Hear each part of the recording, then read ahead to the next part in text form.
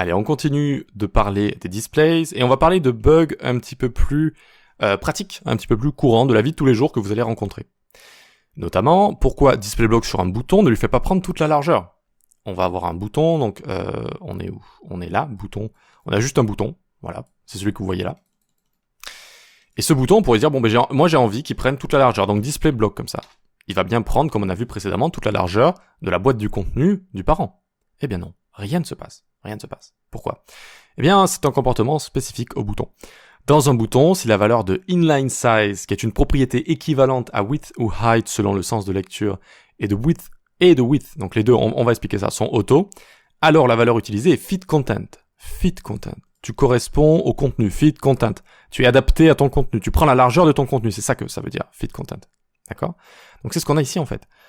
Inline size, donc on va y revenir, c'est une sorte de width si vous voulez. Et width sont sur auto, donc c'est le comportement par défaut défini par la doc officielle. Je vous ai mis la ref ici, d'accord? Et donc c'est bien écrit là. Voilà. Ok? Qu'est-ce que c'est que inline size? Ce sont des nouvelles propriétés qu'on appelle des logical properties.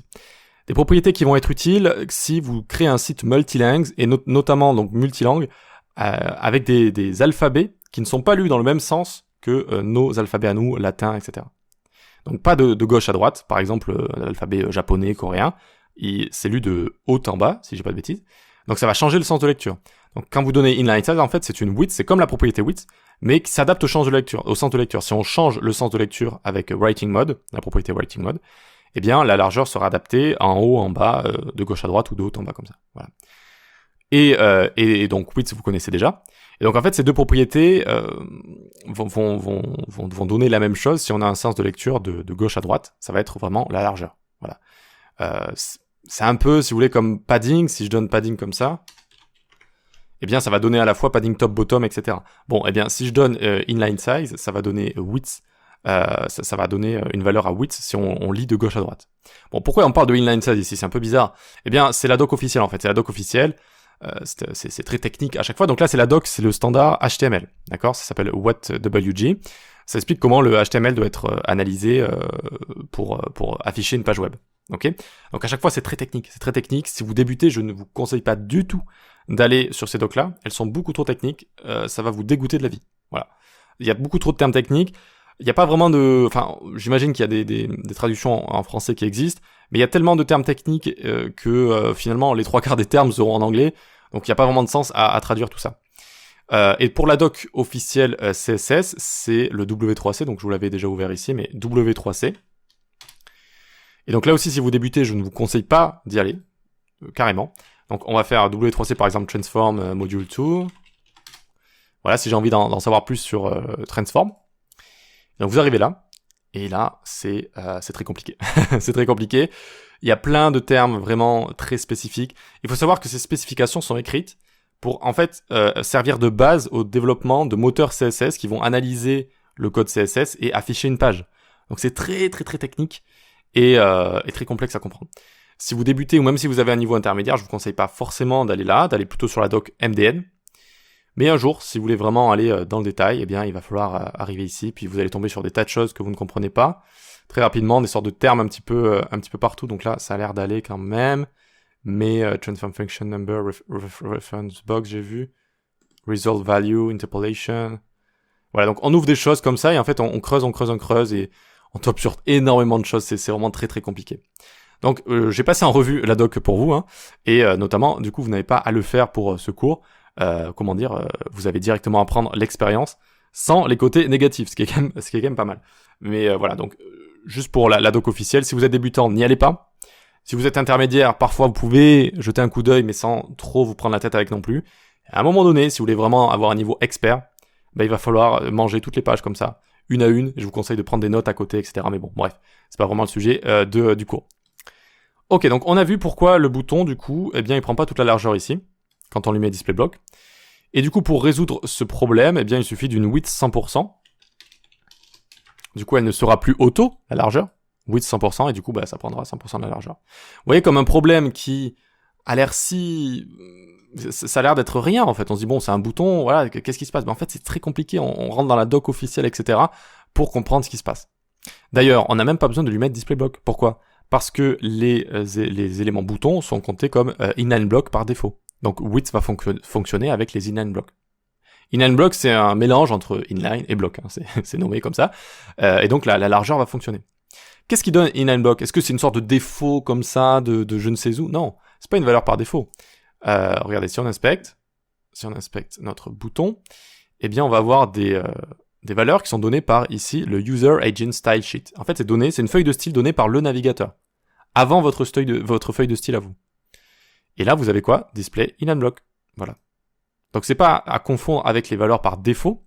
Par exemple, donc je tape MDN transform. Je vais sur la page MDN. Donc MDN est une documentation c'est la meilleure documentation aussi de débutant même à expert. Hein. C'est bien expliqué en général, c'est même de mieux en mieux expliqué, je dirais. Et voilà, c'est très bon. Donc je vous conseille d'aller sur la doc. Et à chaque fois à côté, vous avez formal syntax, formal definition. Et à la formal definition, vous avez la initial value. Et il faut savoir qu'en fait, chaque élément de votre page va avoir déjà toutes les propriétés, même si vous donnez pas les propriétés, elles seront là. Et elles auront une valeur par défaut. Donc par exemple, pour transform, ce sera none. Ce qui est logique. Et pour display, dites-vous bien, display MDN, hop, on va à formal definition. Et la valeur, c'est inline. Donc en fait, par défaut de chez défaut, selon la spécification, tous les éléments sont inline. Voilà. Petite remarque que vous pouvez sortir en soirée pour vous la péter, évidemment, les soirées CSS que tout le monde connaît. Ok, donc voilà, vous voyez tout ça. Et on reviendra aussi sur tous ces styles qui sont donnés par le navigateur, par le développeur, etc., etc. Donc on continue. J'essaie vraiment de vous donner un max d'informations. À mon avis, ça vous est très utile. Donc on descend ensuite. On a un problème similaire, mais qui n'a pas la même origine, en fait.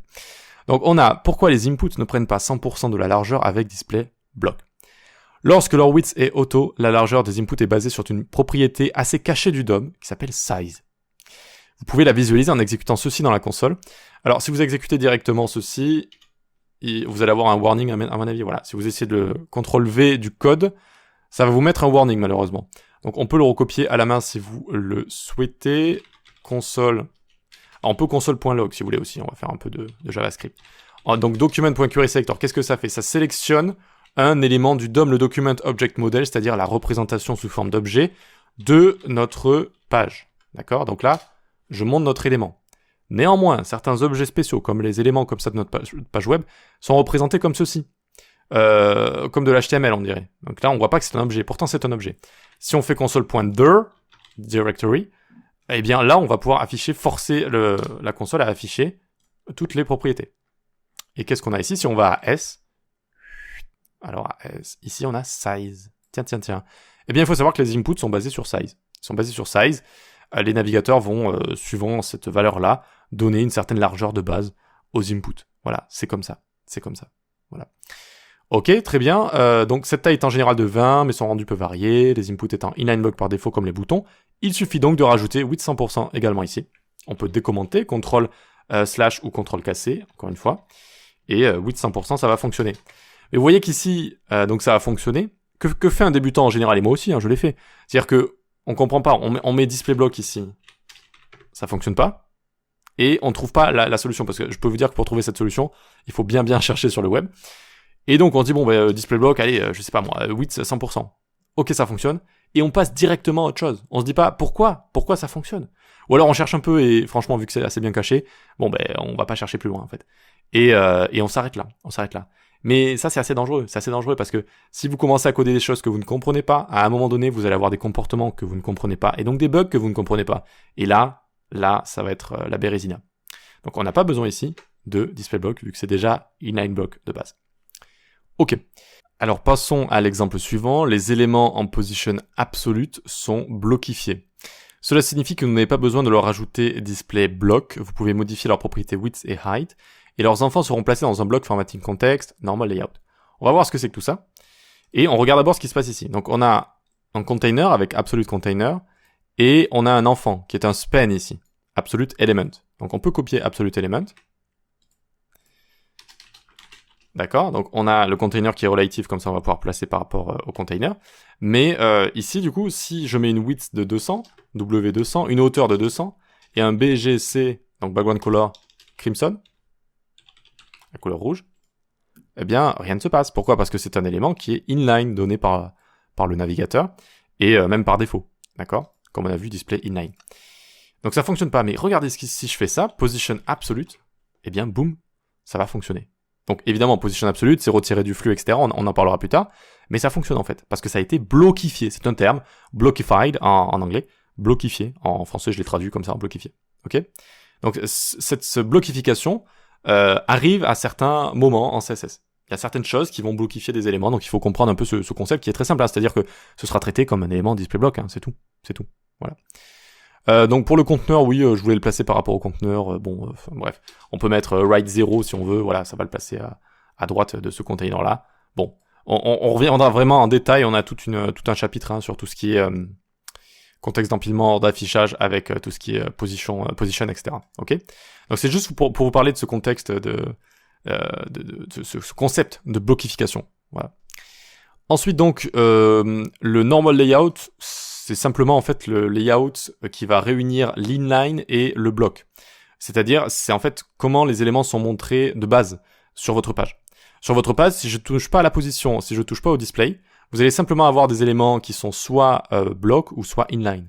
Et en fait, ça va les placer, voilà, les uns au-dessus des autres, comme ça, ou les uns à la suite, s'ils sont inline. C'est ça que ça veut dire normal layout. Et donc, et c'est ça aussi que ça veut dire le block formatting context. Ça crée un block formatting context, c'est-à-dire que dans mon carré rouge ici, les éléments, si je rajoute des paragraphes, si je rajoute des spans, etc., ben, ils seront affichés en tant que span, paragraphe, etc. Ce qui n'est pas le cas dans les enfants d'un élément displayFlex, par exemple. Ils seront dans un flex formatting context. Donc ça aussi, on reviendra dessus. C'est pour vous habituer un peu à tous ces termes-là. Voilà. Mais ça, c'est simplement, ça veut juste dire, hein, c'est l'affichage normal, en fait. Hein. C'est juste l'affichage normal d'une page. Voilà. Ok. Allez, la vidéo est assez longue, mais j'ai quand même envie de terminer, vu qu'il reste juste une seule chose ici. On peut mettre tout ça en commentaire, juste pour le faire disparaître. Hop. Les images sont inline par défaut. Ah, j'ai mis un S juste ici. J'ai cru avoir bien vérifié, vraiment, mais il y a certaines fautes qui restent, malheureusement. Les images sont inline par défaut, mais se comportent comme des inline blocks. Les images sont des éléments remplacés, c'est-à-dire que des éléments spéciaux dont les dimensions sont définies par leurs caractéristiques en dehors du CSS. Les dimensions de l'image et les données qu'on télécharge. Donc vous avez une image, quand vous faites clic droit, inspecter sur Windows ou quoi que ce soit, vous pouvez aller dans Propriétés, vous allez voir leur taille. Eh bien, c'est cette taille-là qui va être donnée à l'image par défaut. C'est pour ça qu'on dit que ce sont des éléments remplacés par leurs caractéristiques.